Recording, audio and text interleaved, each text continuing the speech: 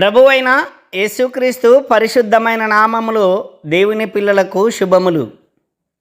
అంశం: దేవుడు నరావతారుడుగా వచ్చాడా అన్న అంశం మీద వాక్యాన్ని ఆలోచిద్దాం. ప్రియులరా, ముందు మాటగా గమనించండి.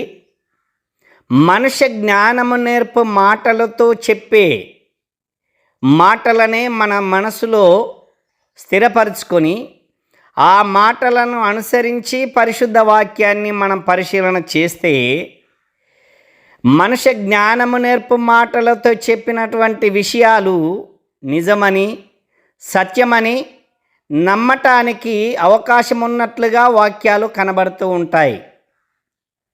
అలా కాకుండా ఆత్మ సంబంధమైన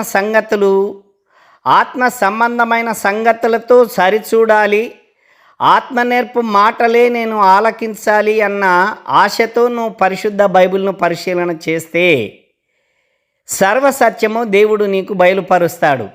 కనుక ఈ అంశము విషయంలో ఈయన అలా చెప్పాడు, ఆయన అలా చెప్పాడు అన్నటువంటి ఆలోచనతో ఈ యొక్క వాక్య సందేశము మీరు పరిశీలన చేయవద్దు.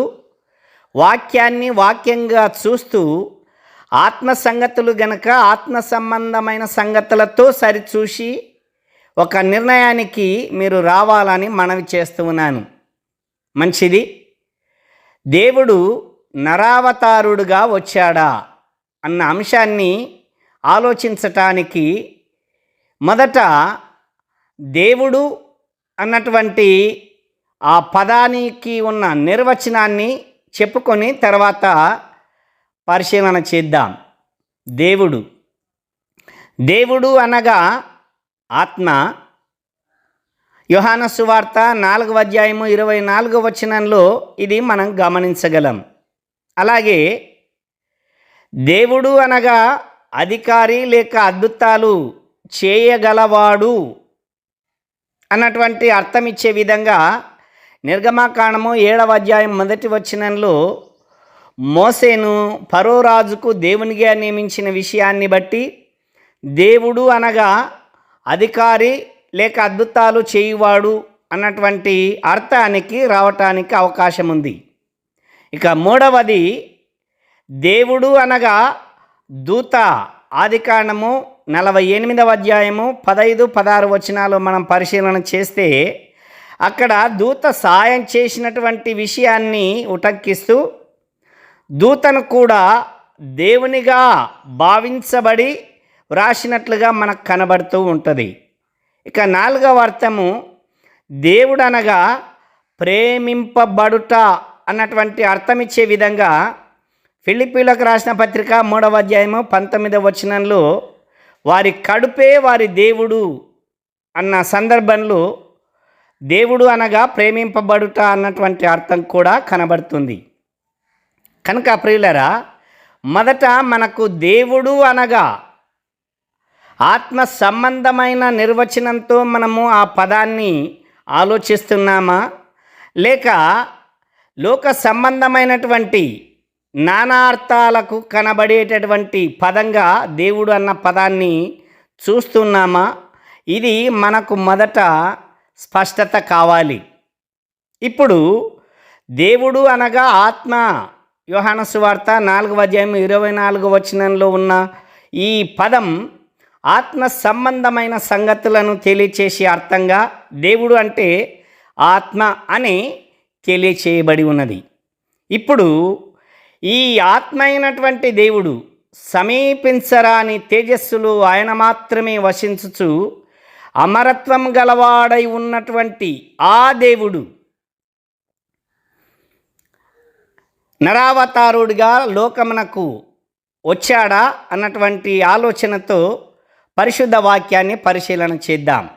ప్రియులరా, అక్కడ ఇక్కడ ఆయన ఈయన చెబుతున్నటువంటి మాటలను మనసులో పెట్టుకొని ఈ సందేశము మీరు చూడవద్దు అని పదే మీకు తెలియచేస్తూ ఉన్నాను. ఆత్మ సంబంధమైన సంగతులతో నేను మీకు తెలియచేస్తున్న విషయాలు గనక ఆత్మ సంబంధమైన సంగతులుగా మీరు రూఢీపరుచుకొని ఈ సందేశాన్ని వినండి. ఇప్పుడు దేవుడు అనగా ఆత్మ అని విన్నాం కదా. ఆ ఆత్మ అయినటువంటి దేవుడు పరలోకంలో సమీపించరాని తేజస్సులో ఆయన మాత్రమే వసించుచూ ఉన్నాడు అన్నటువంటి విషయం మనకు తెలియచేయబడినప్పుడు కొరింథీయులకు రాసిన మొదటి పత్రిక 15వ అధ్యాయము 50వ వచనం పరిశీలన చెయ్యండి. సహోదరులారా, నేను చెప్పునదేమనగా రక్త మాంసములు దేవుని రాజ్యమును స్వతంత్రించుకొన నేరవు అని వ్రాయబడింది. ఇక్కడ రక్త మాంసములు దేవుని రాజ్యమును స్వతంత్రించుకొన నేరవు అన్నటువంటి ఈ వాక్యాన్ని బట్టి ఆత్మలకు రక్త మాంసములు లేవు అన్న నిశ్చయతకు రావచ్చు. ఆత్మ ఉన్నటువంటి దేవునికి రక్త మాంసముల యొక్క ప్రస్తావనే మనము తీసుకోవటానికి అవకాశం లేదు. రక్త మాంసములు కలిగినటువంటి వారు ఎవరు? భూలోకంలో ఉన్నటువంటి వ్యక్తులకు మాత్రమే రక్త మాంసములు ఏర్పాటు చేయబడి ఉన్నవి.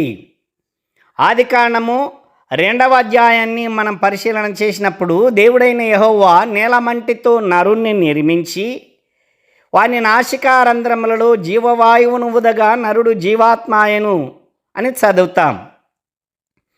దేహము ఎలా తయారు చేయబడింది? నేల మట్టితో తయారు చేయబడింది.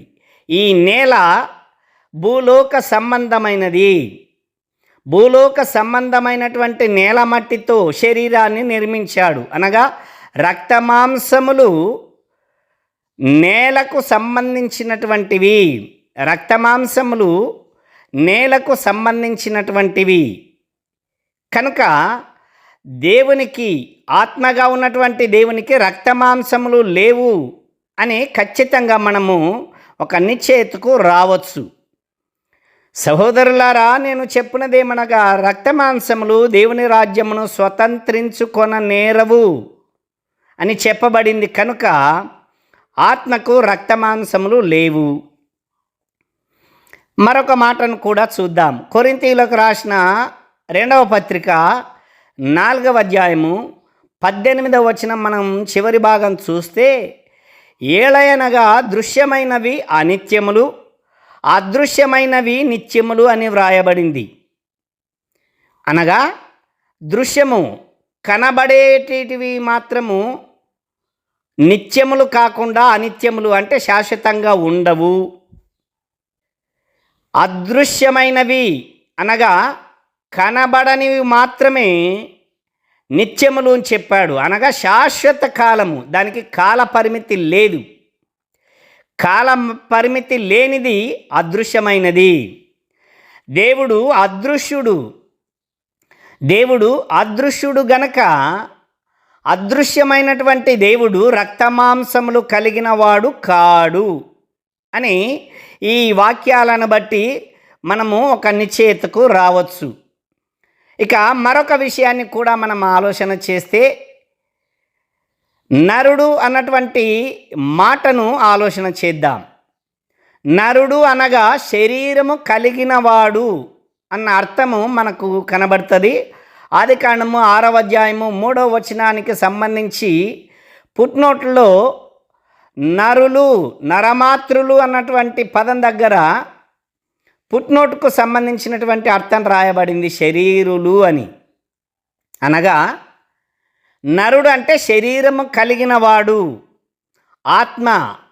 ఆత్మకు శరీరము లేదు. మొదట మీరు గమనించాల్సినటువంటి విషయము, కొరింథీయులకు రాసిన పత్రిక 15వ అధ్యాయంలో మొదట రక్తమాంసములతో కూడిన ప్రకృతి సంబంధమైన శరీరము ఉన్నది గనక ఆత్మ సంబంధమైన శరీరము కూడా ఉన్నది అన్నాడు పౌలు గారు. అంటే మొదట ఆత్మకు శరీరము లేదు, ఆత్మలకు శరీరములు లేవు. ఇప్పుడు నరుడు అనగా శరీరము కలిగినవాడు, దేవుడు ఆత్మకు శరీరము లేదు. అన్న విషయాన్ని మనము దృష్టిలో పెట్టుకొని దేవునిని గూర్చి ఆలోచన చేస్తే నిజంగా దేవునికి శరీరము లేదు, ఆయన నరుడు కాడు అని నిర్ధారించేటటువంటి కొన్ని వచనాలు మీకు తెలియచేస్తున్నాను, గమనించండి. సంఖ్యాకాండము 23వ అధ్యాయము 19వ వచనం. అబద్ధమాడుటకు ఆయన మానవుడు కాడు, పశ్చాత్తాపపడుటకు ఆయన నరపుత్రుడు కాడు. ఆయన చెప్పి చేయకుండునా, ఆయన మాట ఇచ్చి స్థాపింపకుండునా అని వ్రాయబడింది. గమనించండి ప్రియులరా, ఇక్కడ అబద్ధమాడుటకు ఆయన మానవుడు కాడు అనగా దేవుడు ఎప్పటికీ మానవుడు కాలేదు అని ఈ వచనము నిర్ధారిస్తుంది. అంతేకాకుండా ఆయన నరపుత్రుడు కూడా కాడు అని చెప్పబడింది. మరొక మాటను కూడా చూద్దాం. సమూయేలు గ్రంథము 1వ గ్రంథము 15వ అధ్యాయము 29వ వచనం. మరియు ఇశ్రాయేలీయులకు ఆధారమైన వాడు నరుడు కాడు, ఆయన అబద్ధమాడడు, పశ్చాత్తాపపడడు. ఈ వాక్యంలో కూడా దేవుడు నరుడు కాడు అని చెప్పబడింది. రాజులు 1వ గ్రంథము 8వ అధ్యాయము 27వ వచనము. నిశ్చయముగా దేవుడు ఈ లోకమందు నివాసము చేయడు, ఆకాశ మహాకాశములు సైతము నిన్ను పట్టజాలవు అని చూస్తాము. హోషేయ గ్రంథము 11వ అధ్యాయము 9వ వచనం. నా ఉగ్రతను బట్టి నాకు కలిగిన యోచనను నేను నెరవేర్చను, నేను మరలా ఎఫ్రాయిమును లయపరచను, నేను మీ మధ్య పరిశుద్ధ దేవుడను గాని మనుష్యుడను కాను అని వ్రాయబడింది.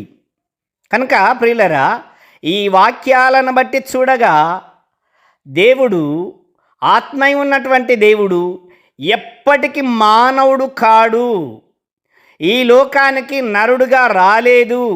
ఎందుకంటే దేవుడు ఆత్మ గనక ఆత్మలు పరలోకంలో ఉన్నవి, పరలోకంలో రక్తమాంసములకు చోటు లేదు గనక ఆత్మై ఉన్నటువంటి దేవుడు నరుడు కాడు అని వాక్యము స్పష్టంగా తెలియచేస్తుంది. ఇక్కడ మరొక విషయాన్ని కూడా మనము గమనించాలి. ప్రియులరా, యేసుక్రీస్తు నరుడుగా ఈ లోకంలో పుట్టాడు కదా, యేసుక్రీస్తు నరుడుగా పుట్టాడు కదా అని అనుకుంటున్నారు. ప్రియులరా, ఇది వాస్తవమే. యేసుక్రీస్తు దేవుని కుమారుడు, దేవుడు పంపగా వచ్చినవాడు. యేసుక్రీస్తు ప్రభువారు ఈ లోకానికి శరీరధారిగా వచ్చాడు. యోహాను సువార్త 1వ అధ్యాయము 14వ వచనం. మొదటి వచనము, ఆదియందు వాక్యముండెను, వాక్యము దేవుని యొద్ద ఉండెను, ఆ వాక్యము దేవుడై ఉండెను అను వాక్యమును ఆధారము చేసుకొని 14వ వచనంలో ఆ వాక్యము శరీరధారిగా మన మధ్య నివసించెను అన్న ఈ 2 వాక్యాలను బట్టి దేవుడు శరీరధారిగా లోకానికి వచ్చాడు అని తప్పుగా అర్థం చేసుకుంటూ ఉన్నారు. ప్రియులరా, ఇక్కడ వాక్యమైనటువంటి దేవుడు, వాక్యము దేవుడై ఉండెను అన్నటువంటి మాటను ఆధారం చేసుకొని దేవుడే శరీరధారిగా వచ్చాడు, దేవుడు నరావతారుడు అన్న నిశ్చయతకు వస్తూ ఉన్నారు. జాగ్రత్తగా గమనించండి. దేవుడు వచ్చాడా, దేవుడు పంపగా యేసుక్రీస్తు వచ్చాడా అన్నటువంటి స్పష్టత లేని వాళ్ళు మాత్రమే దేవుడు శరీరధారిగా లోకానికి వచ్చాడు అని అర్థం చేసుకుంటూ ఉన్నారు. ప్రియులరా, గమనించండి. దేవుని చేత పంపబడినవాడు యేసుక్రీస్తు, దేవుని చేత పంపబడినవాడు యేసుక్రీస్తు అని కొన్ని వాక్యాలను మీ ముందుకు తెస్తూ ఉన్నాను, గమనించండి. లూకాసు వార్త 19వ అధ్యాయము 10వ వచనంలో, నశించిన దానిని వెదికి రక్షించుటకు మనుష్య కుమారుడు వచ్చెనని అతనితో చెప్పెను అని చూస్తాం. అనగా నశించిపోయినటువంటి మనుషులను రక్షించటానికి లోకానికి వచ్చాడు. మత్తయి సువార్త 20వ అధ్యాయము 28వ వచనం. అలాగే మనిషి కుమారుడు పరిచారము చేయించుకొనుటకు రాలేదు గాని పరిచారము చేయుటకును అనేకులకు ప్రతిగా విమోచన క్రయధనముగా తన ప్రాణము ఇచ్చుటకును వచ్చెనని చెప్పెను. గమనించండి ప్రియులరా, ఈ వాక్యాలను బట్టి యేసుక్రీస్తు లోకానికి శరీరధారిగా వచ్చాడు అని చెప్పడం కరెక్టే. కానీ దేవుడే శరీరాన్ని ధరించి మానవుడిగా వచ్చాడు అని తప్పుగా అర్థం చేసుకుంటూ ఉన్నారు. దేవుడు కాదు, దేవుడు పంపినటువంటి యేసుక్రీస్తు శరీరాన్ని ధరించాడు అన్నటువంటి విషయము గమనించాలని మనవి చేస్తూ ఉన్నాను.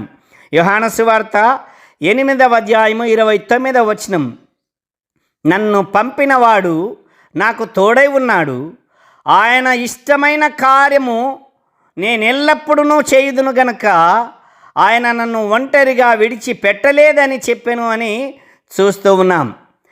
మరొక మాటను కూడా చూద్దాం. అదే 8వ అధ్యాయము 42వ వచనంలో యేసు వారితో ఇట్లనెను, దేవుడు మీ తండ్రి అయిన ఎడల మీరు నన్ను ప్రేమింతురు, నేను దేవుని యొద్ద నుండి బయలుదేరి వచ్చి ఉన్నాను, నా అంతటా నేనే వచ్చి ఉండలేదు, ఆయన నన్ను పంపెను అని చదువుతూ ఉన్నాం.